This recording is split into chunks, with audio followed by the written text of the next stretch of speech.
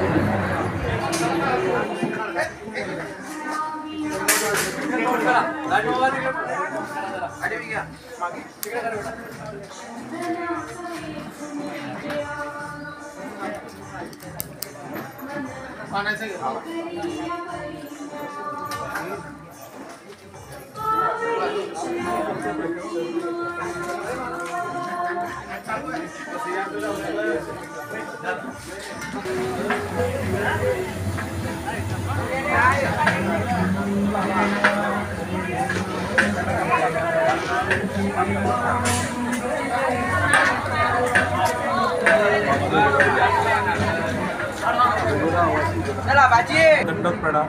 Jai Shri Chakraborty.